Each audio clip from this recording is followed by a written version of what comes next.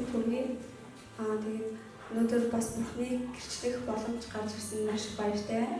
Тэгээд та бүхэнд өнөөдөр Бурхантай хамт хэрхэн итгэлийн амьдралаараа амьдсан талаарх жижигхэн гэрчлэлийг хүргэе гэж бодлоо. Тэгээд энэ өглөөс ахгуулаад би өглөө бас залбирдаг тийм залбирлын тийм төвчтэй болсон. Тэгээд тэр залбирал дээр юу гэдэг вэ гэхээр яг өөрийнхөө гэр бүлийн төлөө зурчлан залбирдаг байсан. Тэгээд тэр залбирал дээр яг ээж ихээр төлөө илүү төлхөө залбирдаг байсан. Тэгээд ээж маань болохоор яг Христ итгэгч биш.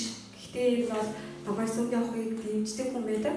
Тэгээд би ээжтэй үргэлж "Хамны та ээж маань таныг мэддэг, таныг мэдих боломжийг олгооч. Та ээжд маань өөрийгөө байдаг гэдгийг та итгүүлж өгөөч" гэж гуйдаг байсан.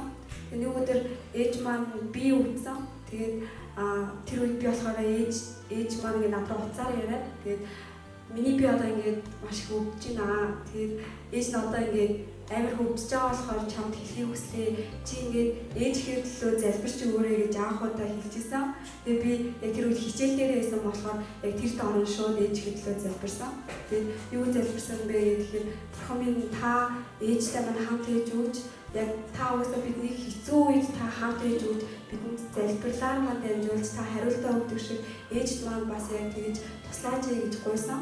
Тэгээд би тэр үедээ тасралтгүй ээжийнхээ төлөө залбирж исэн үеэ санаад Бурханаас бүр уйлан байж бас ээжигээ эдгээсэй гэж гуйсан. Тэгээд тэр үед ээж маань болохоор хэсэг хугацааны дараа надтай уулзаараа байхдаа ээж нь одоо ингээд гайгүй болж байна. Чи яг залбирсан болохоор гайгүй болсон бахаа гэж хэлсэн. Тэгээд тэр үед би Бурхан ээж маань зүрх сэтгэл миний залбирлаар дамжуулаад бас залбирлагаар дамжуулаад хариултаа өгсөн бахаа гэж итгэсэн.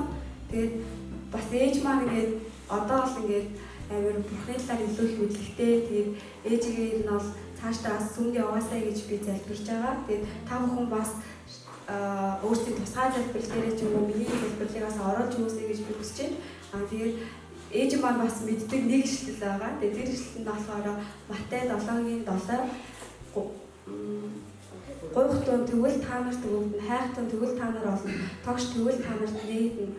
Гуйдаг хүн бүр авдаг бол тогшдог хүн бүр нээгддэг, ирж хайдаг хүн бүр олно" гэсэн ишлэлийг мэддэг. Тэгээд би ээжигээс хэцүү үедээ энэ ишлэлийг уушаад Бурханаас гуйгаарай. Яг тэр үед Бурхан танд өөрийнхөө ариун сүнсийг илгээх болно гэж хэлдэг. Тэгээд та бүхэн өнөөдөр энэ гэрчлийн маань сонссонд баярлалаа.